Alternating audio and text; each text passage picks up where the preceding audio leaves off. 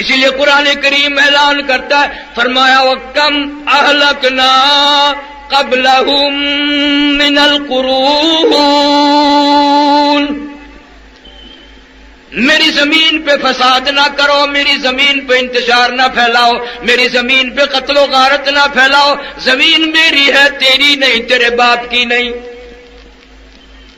میں اپنی بے نیازیوں پہ جب آؤں گا پھر افراد کی بات نہیں، خاندان اور قبیلوں کی بات نہیں۔ وَكَمْ أَهْلَكْنَا قَبْلَهُمْ مِنَ الْقُرُونِ، میری بے نیاز ذات وہ ہے، میں ملکوں کے نام و نشان مٹا دیا کرتا ہوں۔ فَأَخَذَتْكُمُ الصَّاعِقَةُ وَأَنْتُمْ تَنظُرُونَ، جبریل امین نے چیخ ماری، ساری قوم کے جگر پھٹ گئے۔ تمہیں کیا معلوم ہے میری طاقت کا، میری بے نیازیوں کو تم نہیں جانتے، میری خدائی سے تم لوگ واقف نہیں۔ میں چاہوں ایک آن میں سارے نظام عالم کو برباد کر دوں، روکنے والا کوئی نہیں، ٹوکنے والا کوئی نہیں، پوچھنے والا کوئی نہیں۔ میری ذات خدا ہے، میں بے نیاز ہوں۔ انما امرہ اذا اراد شیئا ان یقول لہ کن فیکون، جو میں چاہتا ہوں کہتا ہوں ہو جا، وہ خود بخود ہو جایا کرتا ہے۔ میں لیبر کا محتاج نہیں، منصوبہ بندی کا محتاج نہیں، وسائل اور اسباب کا میں محتاج نہیں، میں خدا ہوں۔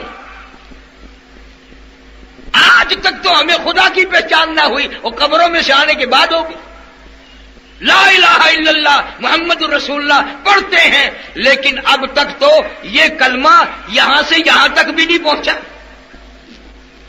کتنے میل کا سفر ہے، منہ میں اور تھوڑی میں، اب تک تو یہ کلمہ یہاں بھی نہیں پہنچا، تو یہاں تک کب آئے گا؟ بہت ہی خوبصورت انداز میں مولانا قاری محمد حنیف ملتانی صاحب کا بیان مدنی سنیے۔ کریم صلی اللہ تعالیٰ علیہ وسلم نے، او لوگوں میری امت پہ ایسی بربادی آئے گی، قرب قیامت ہوگا، فتنے آئیں گے، برباد ہو جائیں گے لوگ، کلمہ پڑھتے ہوئے موت نہ آئے گی، قرآن کریم کی تلاوت کرتے ہوئے موت نہیں آئے گی، درود پاک پڑھتے ہوئے موت نہیں آئے گی، ادھر موت کا جھٹکا لگے گا، ادھر منہ میں کنجری کا گانا ہوگا۔ ارشاد فرمایا مدنی کریم صلی اللہ تعالی علیہ وسلم نے، اے لوگوں میری امت اتنی بگڑے گی، اگر کسی پرانے امتی نے اپنی ماں کے ساتھ زنا کیا میرا امتی بھی کرے گا۔ فرمایا ہر گھر سے، ہر کوٹھی سے، ہر بنگلے سے، ہر کمرے سے، چاروں طرف سے مرنے والے کی موت آ رہی ہے، برابر کہیں نہ کہیں سے کنجری کی آواز آ رہی ہے، کفن پہنایا جا رہا ہے، میت کو غسل دے رہے ہیں، کہیں نہ کہیں سے کنجری کی آواز آ رہی ہے، جنازہ پڑھ رہے ہیں، کہیں نہ کہیں سے کنجری کی آواز آ رہی ہے، میت کو قبر میں اتار رہے ہیں، کہیں نہ کہیں سے کنجری کی آواز آ رہی ہے۔ مشکوٰۃ شریف میں حدیث موجود ہے، فرمایا جناب محمد مصطفیٰ صلی اللہ تعالی علیہ وسلم نے، او لوگوں موت کے وقت کی پیاس سے پناہ مانگو، اتنی شدید پیاس لگتی ہے، سمندر پلا دو پیاس نہیں بجھتی۔ ارشاد فرمایا محمد عربی صلی اللہ تعالی علیہ وسلم نے، او لوگوں موت کے وقت کی تلخی سے پناہ مانگو، اتنا زبردست منہ کڑوا ہوتا ہے، قیامت قائم ہو جائے گی مگر موت کی تلخی نہ جائے گی۔ عیسیٰ علیہ السلام تشریف لائے، قوم آئی، معجزات دکھا رہے تھے، مردے کو زندہ کر لیا کرتے تھے، آ کے کہنے لگے نئی نئی قبروں سے مردے زندہ کرتے ہو، آؤ ہم ایک پرانی قبر پہ لے کے چلیں گے، مردہ زندہ کر کے دکھانا۔ عیسیٰ علیہ السلام تشریف لے گئے، قبر پہ کھڑے ہو کے فرمایا قم بإذن اللہ، قم بإذن اللہ، اللہ کے حکم سے زندہ ہو جا۔ ایک نوجوان قبر سے نکل کر سامنے آ کر کھڑا ہو گیا۔ عیسیٰ علیہ السلام نے پوچھا آپ کون ہیں؟ تو کہا میرا نام سام ہے، میں حضرت نوح علیہ السلام کا بیٹا ہوں۔ عیسیٰ علیہ السلام کا دماغ ہل گیا، تو بڑا پرانا آدمی ہے، بڑا عرصہ قبر میں گزار بیٹھا، بڑی مدت قبر میں گزار کے آیا ہے کہ جی ہاں.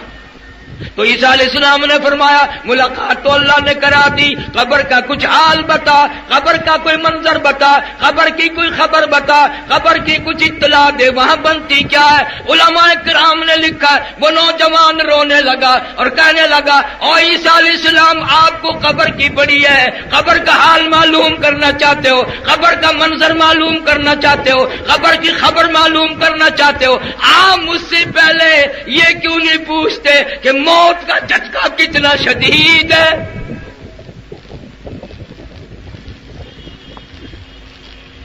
مالک کائنات کی قسم، مرتے وقت جو میرا منہ کڑوا ہوا تھا سر کے بالوں سے لے کر پیروں کے ناخنوں تک، اس وقت بھی سارا جسم کڑوا ہے.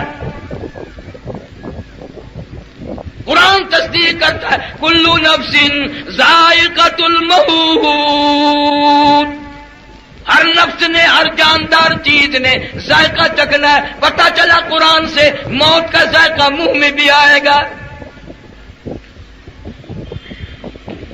کیلا کھاتے ہو، زبان کو کیلے کا ذائقہ معلوم ہے، مالٹے کا ذائقہ معلوم ہے، آم کا ذائقہ معلوم ہے، سیب کا ذائقہ معلوم ہے، انگور کا، شہتوت کا، انجیر کا، ہزاروں پھلوں کے آپ کی زبان کو ذائقے معلوم ہے، ہزاروں گوشت طریقوں کے، بیکری کے سامان کے، ہزاروں مٹھائیوں کا ذائقہ معلوم ہے، ہزاروں جوسوں اور شربتوں کا ذائقہ معلوم ہے. پر اے کو آج کے مسلمانوں، تم نے کبھی بھی قبرستان میں جا کر یہ نہیں پوچھا وہ قبر والو ذرا بتاؤ تو صحیح موت کا ذائقہ کیسا ہے؟ تیرے منہ میں ابھی آیا نہیں، انہوں نے تجھے بتایا نہیں، تجھے پتہ کیسے چلے کہ موت آئے گی کیسے؟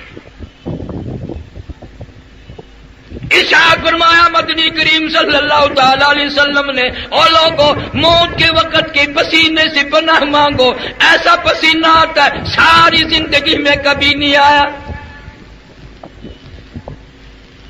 ارشاد فرمایا محمد کریم صلی اللہ تعالی علیہ وسلم نے او لوگوں موت کے وقت کی گھبراہٹ سے پناہ مانگو، اتنا زبردست گھبراہٹ آئے گا ساری زندگی میں کبھی نہیں آیا. ارشاد فرمایا مدنی کریم صلی اللہ تعالی علیہ وسلم نے او لوگوں موت کے جھٹکے سے پناہ مانگو، موت کے صدمہ عظیم سے پناہ مانگو، موت کے خطرناک وقت سے پناہ مانگو. اتنا سخت جھٹکا لگتا ہے آدمی کے جسم میں منوں کے حساب سے لہو رت بلڈ ہے، ایک جھٹکا لگنے سے قطرہ باقی نہیں رہتا. کانوں کے پردے پھٹ جاتے ہیں، آنکھوں کا نور ختم ہو جاتا ہے، 360 رگیں ٹوٹتی ہیں. فرمایا کلا اذا بلغ التراقی وقیل من راق وظن انه الفراق والتفت الساق بالساق الى ربك يومئذ المساق. رگیں ٹوٹتی ہیں، اعضاء چھوٹتے ہیں. حدیث پاک میں آتا ہے پیروں کی طرف سے رگیں چھوٹنے لگتی ہیں، مرنے والا کڑاک کڑاک کی آواز سنتا ہے. تجھے غم نہیں، تو نے مرنا تھوڑا ہی ہے، نہ امیر مرے گا نہ غریب مرے گا، یوں ہی جھٹکا لگے گا. تیاری کیا ہے؟ اللہ والے اسی بات کو روتے چلے گئے.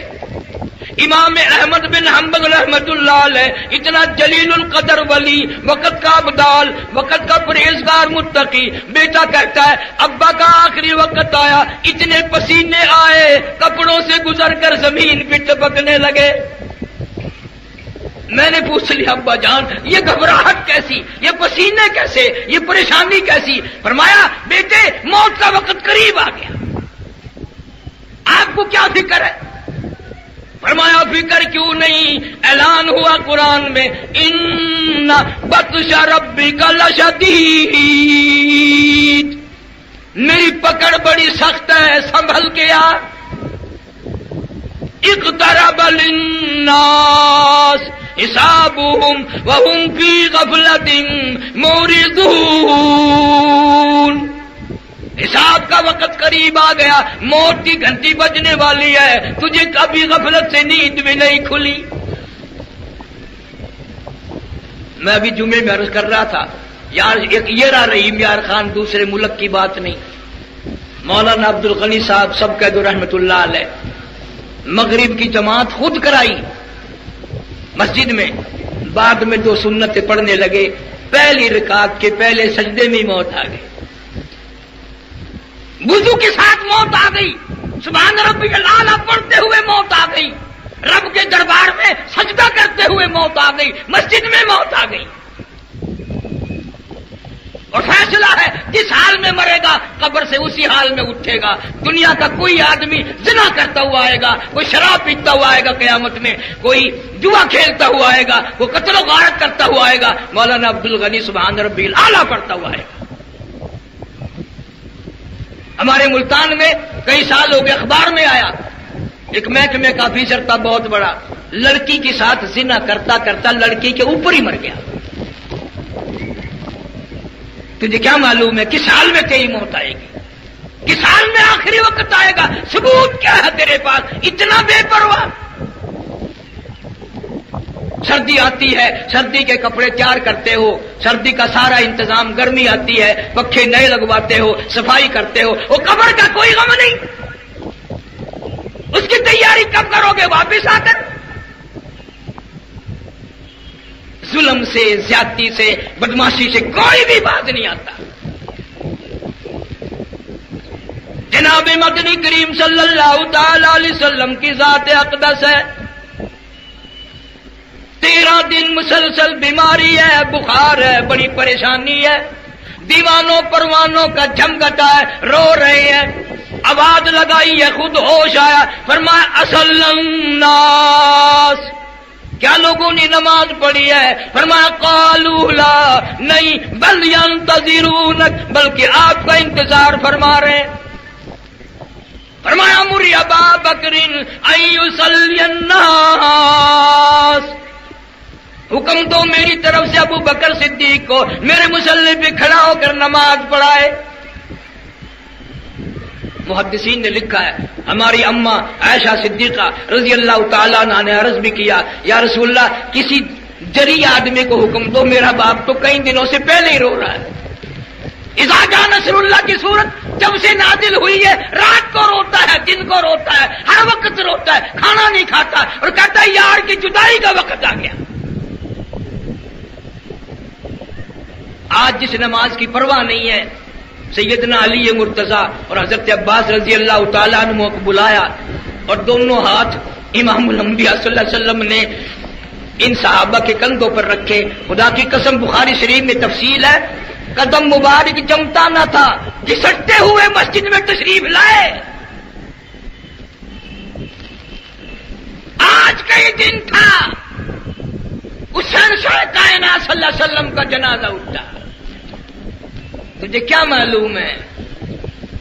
تجھے بیوی کا غم معلوم ہے، بیٹے کا صدمہ دیکھا ہوگا، بھائی کا صدمہ دیکھا ہوگا، ملازم کا صدمہ دیکھا ہوگا. خدا کی قسم بلال سے جا کے پوچھ جب پیغمبر صلی اللہ علیہ وسلم کا جنازہ اٹھا اور تیری کیا حالت بنی تھی؟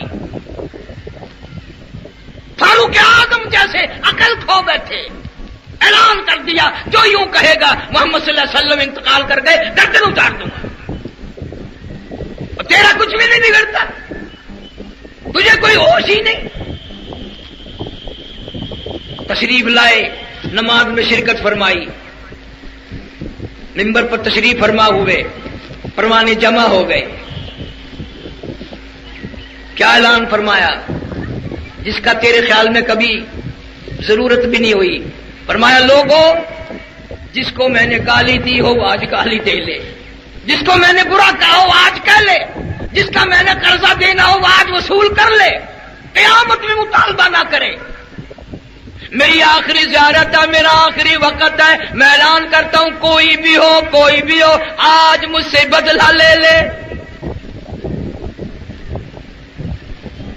ایک جوان اٹھا اور کہنے لگا یا رسول اللہ صلی اللہ علیہ وسلم، میرا کوئی گناہ نہ تھا، قصور نہ تھا، جرم نہ تھا، آپ کے ہاتھ مبارک سے چھڑی میری کمر میں لگ گئی تھی اور جب بار بار آپ اعلان کر رہے ہیں تو میں بدلہ لینا چاہتا ہوں. فرمایا آ جا. خدا کی قسم تمام صحابہ کرام رونے لگ گئے جب وہ پیچھے آیا.